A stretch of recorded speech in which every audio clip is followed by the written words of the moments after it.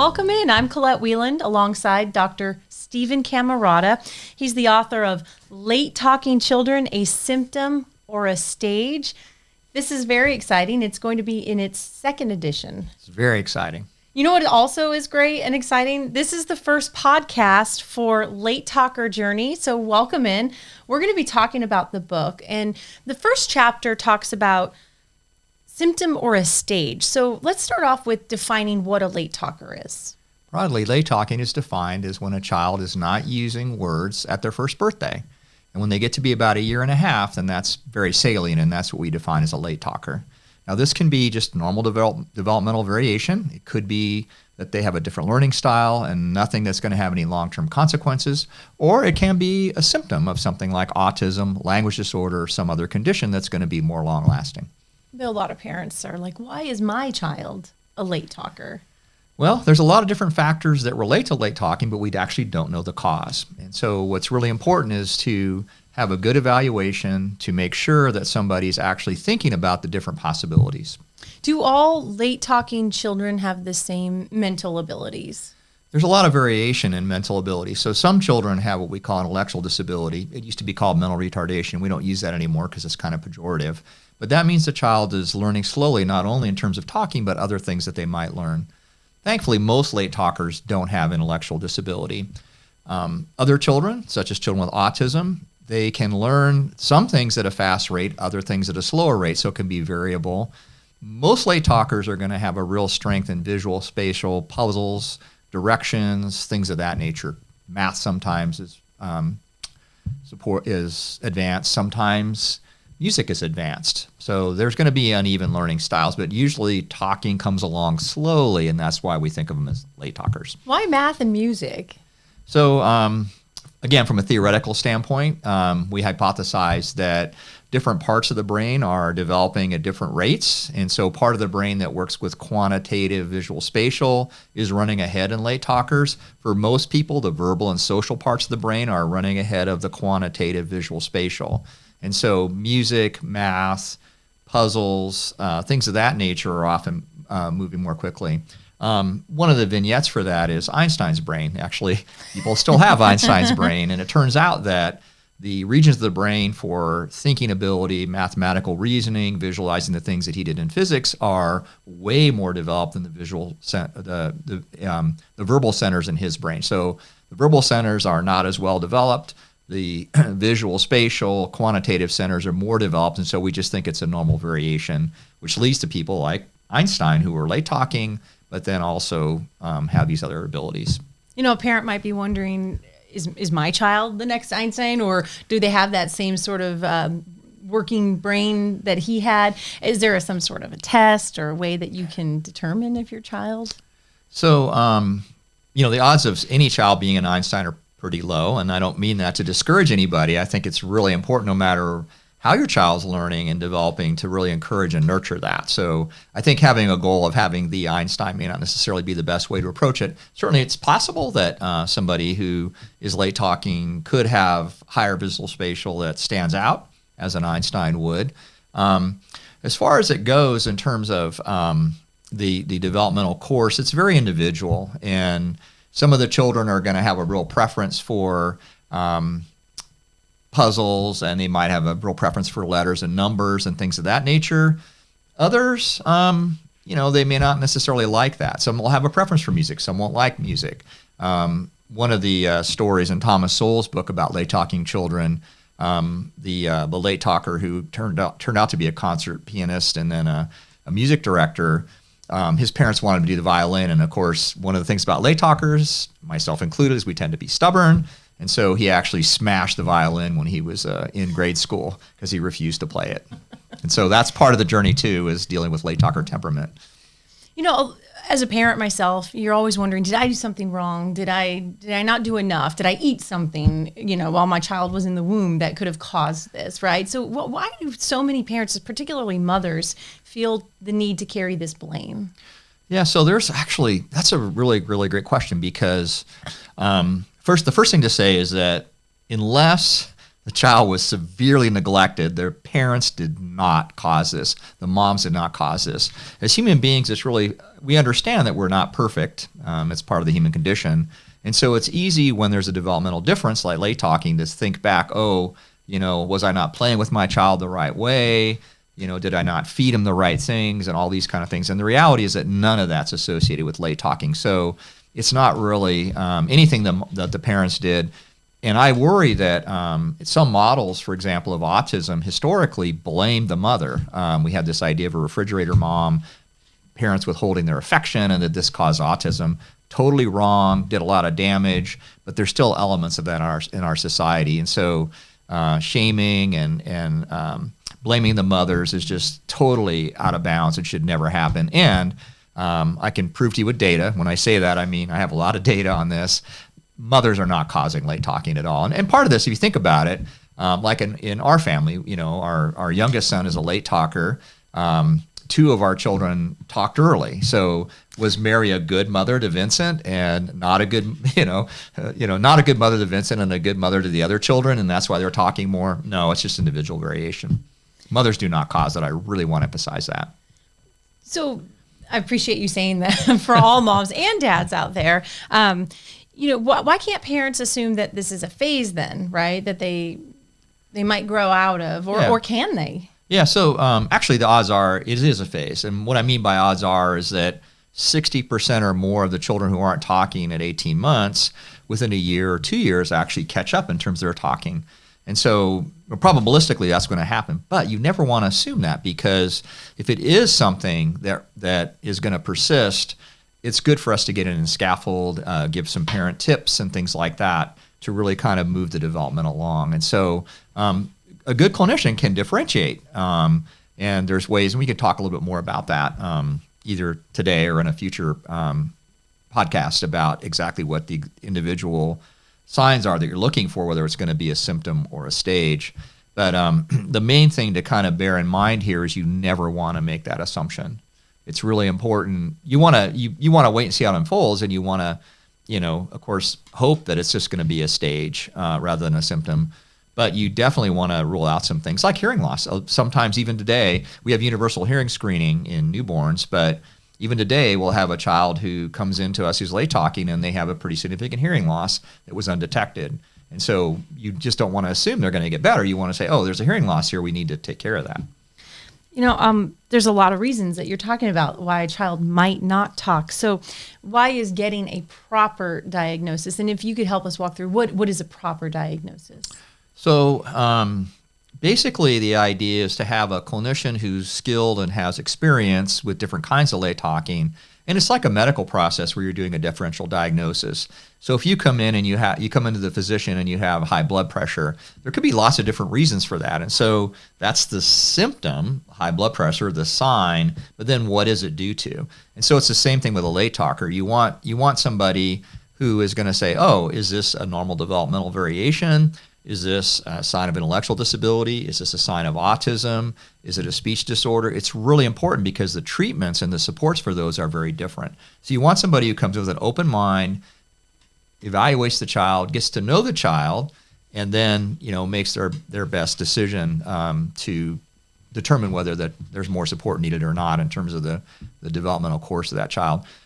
It's really important that sometimes an evaluation will be used to make a child eligible for services. They might say, okay, we have these autism services. Late talking is one of the criteria for autism, so we're going to go ahead and label them as having autism, even though we're not going to diagnose it. And this can be really confusing for parents. So you actually want to ask the clinician what they're going to be doing, what the possibilities are that they're thinking of and testing for, and you just want to have a good sense of what the purpose of the evaluation is. The other thing I want to say is that it's really important that the clinician listen to the parents and basically believe what they say. Now, sometimes parents are going to have observations that of their child or theories about why their child's not talking that may not necessarily be, definitely in line with what we're seeing. On the other hand, I can tell you that it's really disconcerting as a parent, myself as a parent of late talker, when a clinician just completely disregards what they say. Parents know their child best, and so that information should be part of the assessment. That's really important. You talked about a lot of the different reasons that kids may be late talkers, and in your book you kind of broke it down with 25% speech language delays, right? Hearing delays, delayed development, no reason at all. So that's very frustrating, right, for parents, and even if they're asking those questions that you just talked about, that they need to advocate for their children, like having concrete answers is hard, right? Yeah, I think one of the really difficult things is that when you're dealing with a toddler, there's a lot of variation in toddlers, and so even a highly skilled clinician can give you a degree of confidence in what they're seeing, but there is variation, and you won't necessarily have a concrete answer right away. So sometimes it takes a little time. So like sometimes we'll see a late talker, and maybe they didn't cooperate with our testing, and so then we'll say, well, we think it's this. We think it's, maybe it's the developmental stage, but we're going to do some parent education, we're going to do some parent enrichment, and kind of see how development goes in order to kind of confirm or test whether our initial impression is correct. But you may or may not have a concrete answer right in that moment, particularly when you're dealing with a toddler. When a child gets to be 4 or 5 years old, the answer is going to be really specific, and there's going to be a lot of confidence in that answer. But when you look at 2-year-olds on average, they're stubborn. They call it the terrible twos for a reason. They don't respond to their names. They like to spin. They'd like to do the same thing over and over again. And the persistence in these things are sometimes in older children a symptom, but in a 2-year-old they're normal behavior. So you've really got to be open-minded and do good detective work. But even at that age, right? You're talking about all these normal behaviors for the children. Early intervention, though, right? You still want to have them looked at and screened early. Yeah, so you definitely want to have things ruled out like hearing loss or medical conditions. Sometimes we see children who have seizure disorders. Sometimes they're genetic conditions like Fragile X or Rett syndrome. There's things that can actually be medically indicated. And you want to make sure that you're ruling those out because those have long-term impacts on development, and you want to know about that. And they may also have health consequences as well that the physician or the pediatrician is going to deal with. But once you kind of rule all the medical types of things, well, then it becomes, what is the late talking? What's the form of it? And we have tests to do that. And basically, when you have experience and you get into development, you can tell if it's something that's quite different from what a typical 2-year-old will do. On the other hand, what I always do when I'm seeing a child, and Mary, who's a speech pathologist, is also very skilled at this, you look at the child and you say, okay, if they weren't late talking, would I see this as unusual? So let's say that they're throwing a tantrum. Well, 2-year-olds throw tantrums. So is this tantrum more intense? Is it something that's not really in line with what we'd normally see in a 2-year-old? And so you want to kind of put the late talking over here and say, okay, is this something I would see in a typical 2-year-old, or because they're late talking, am I over-interpreting that behavior? And so you have to have that perspective. I know our listeners are all over the country, all over the world, even. Yeah. So where do they even start? Where should be, to get a proper diagnosis, where should they start? So basically the first thing to do is talk to your pediatrician. Now, I'm going to talk about the U.S. and countries that have like some European countries that have health systems like the U.S. where there's baby checks and systematic things like that. And so normally what's going to happen is when the child gets to be 12 months and then 18 months, there'll be a question about if they're talking, and then that can get them in touch with somebody who will do a differential diagnosis. In other countries, really, the healthcare system often is really dedicated to public health issues and well babies and things like that. They may not necessarily be as tuned in. So the parents really need to be pretty good at seeking out that information in the societies and culture. And that's one of the reasons we're doing this. And it's one of the reasons we have our website, because we're trying to empower parents all over the world with good information. And once a child is diagnosed, people are very quick to give them a label, right? Yeah. So what's the problem with that? Yeah. So the labels are designed to provide access to services, provide reimbursement for insurance, get access to special education and things like that. And it's fine as long as the label actually matches the child's situation. And the example I like to use is I'm a type 1 diabetic, so I need insulin to live, and we have a diabetes spectrum. And so you could be a type 1 diabetic or a type 2 diabetic. And long story short, type 2 diabetics make insulin. I don't. So if you just label me as diabetic and say, okay, you need to have insulin, you're going to kill about 80% of the diabetics that are type 2s. And so it's really important that the label actually match the child's condition or their child's diagnostic status. Because if you give the wrong treatment, and this is true for late talkers, it can actually have bad consequences. So one of the things I hear people say is, well, just accept the label, you'll get services, but it can be the wrong kind of services. And when that happens, it can really derail development and really cause bad things to happen. So do you talk more about the harm in that? Sure, yeah. So one of the things, again, I don't want to make this totally about autism, but it's a good example. So a child with autism has a lower motivation to be social. And so as a clinician, you have to come in and you have to figure out, okay, since they don't have that intrinsic or internal motivation to interact with peers, to interact with parents and others, how do I bring in motivation to do that? And so I might have to use reward systems. I might have to kind of get into their preferences and alter kind of the activities I might do in regular play. But if you try and put that motivation onto a child who's not autistic, it can really derail their social development because the normal natural social cues are ambient in the environment. And so if I'm derailing that, I'm actually subverting normal teaching opportunities. And then many of our children that are late talkers, many children generally, but late talkers, they don't like to be prompted. And a big ingredient in autism treatment is prompting the children. And so you could actually produce a meltdown. You could also teach the child that if they come to the parents, they're going to try to prompt and pull words out of them, and then they're not going to interact as much. So that can really derail the natural, normal things that we want to harness, and that's a real problem. Well, how do you know for sure then that you're getting the right diagnosis, and then be able to, move forward with that, with the right treatment? Yeah, so basically what should happen in a good assessment is that the clinician will say, this is what I'm seeing, here's why, and they'll give you evidence for that. They'll say, for example, your child seems to have a speech disorder, and I think that they're not talking because they can't pronounce the words right. And I'm listening to their vocalizations. They're primarily using vowels. They're not using many consonants. So that's my working hypothesis. We're going to do speech enrichment. Okay, and then the parent can say, no, I don't really agree with that. So you'll say, well, let's start with this. We'll do a parent enrichment program that's focused on speech production and indirect, like we don't want to drill them on speech sounds, but we can do word-based kinds of things that are very effective with a little toddler. And if we're right, then that's going to move us forward. And if they're not moving forward, then that means we need to try another approach or add some ingredients to the treatment. So we basically don't want to just go to the most intense thing unless we're highly confident that very intense experience is needed for that child. How involved do the parents need to be in this? Parents should always be involved to the extent that they can be. I worry that parents are working very hard.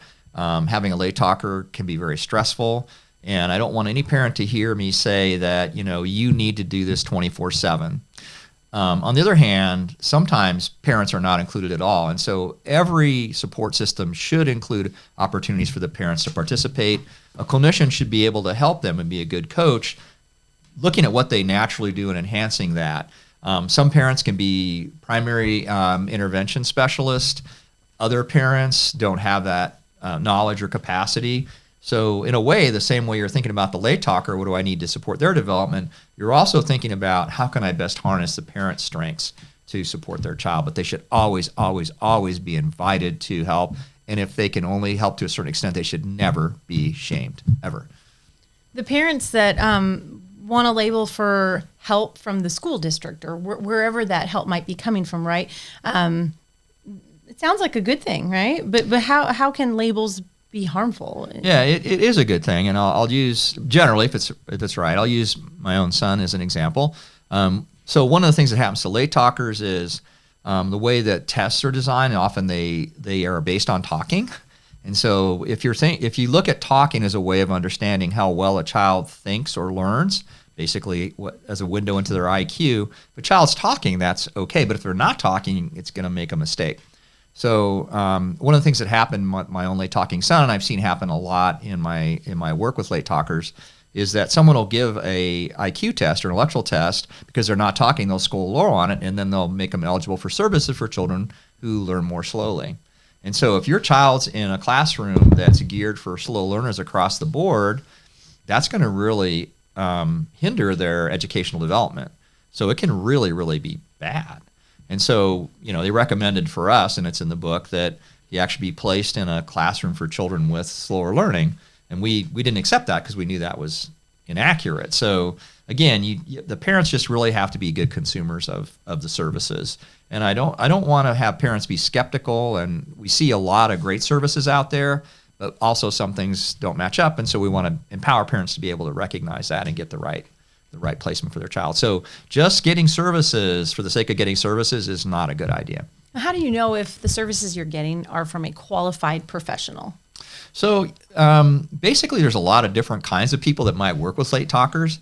And I'll be honest with you, my advice is to listen to that person, see if they listen to you, and trust your instincts about whether they're really being knowledgeable. Now, there are a lot of also controversial, or I hate to use the word, but quack treatments out there too. And so you have to worry about that. So maybe that'll be a topic for a later podcast. In fact, that could be a whole podcast. Well, let's stay on this topic real quick about kids when they're first learning to talk. I think you said the normal range for babbling and first words, 9 to 18 months. So babbling comes earlier. That's about 6 months. 6 months, okay. So a lot of our late talkers have delayed babbling, and that's a sign that we can listen for. Or, parents will say, oh, he was kind of quiet or she was kind of quiet. And that's often something we say, okay, well, maybe that's something that goes into the mix of your diagnosis. If you're a first-time parent and you don't know what's normal because you're just trying to keep a human being alive, right? Yeah, right. No, and that takes a lot, and thankfully they're pretty buffered, so they stay alive despite our parenting. That's right.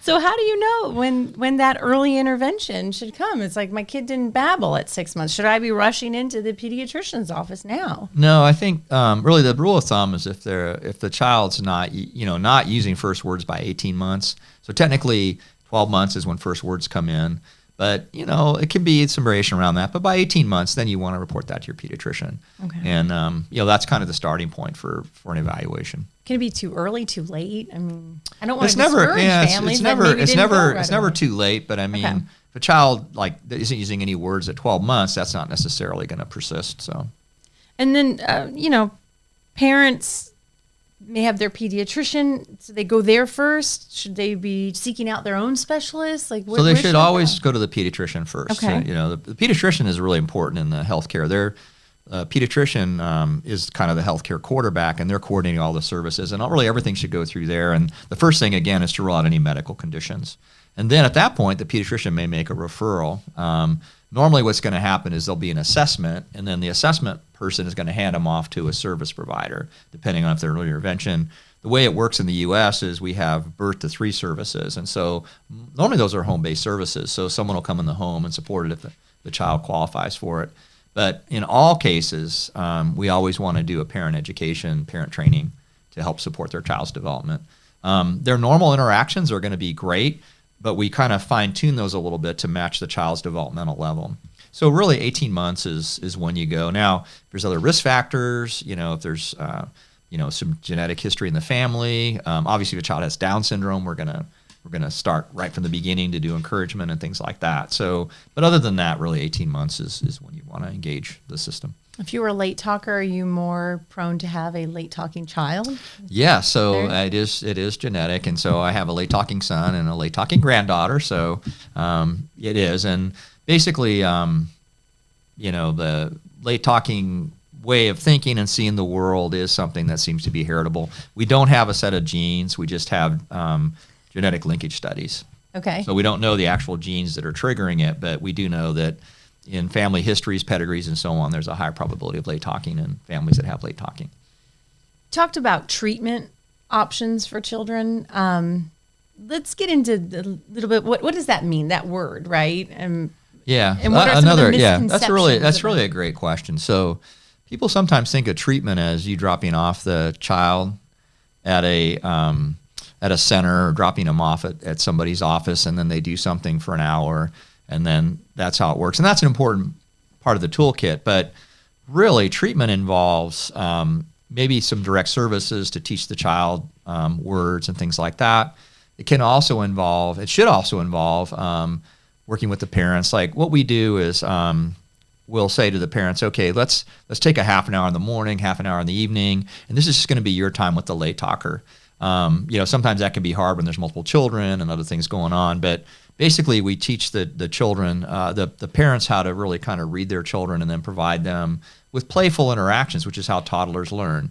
And actually, the website, latetalkers.org website, has some training modules on that if people want to access that. And it'll teach them how to actually tune into their children and then just respond in a natural way that encourages language development. Should you force a late talker to talk? You should never force late talkers. And one of the things, again, is it's because parents are worried and clinicians are worried, they'll try to pull the words out.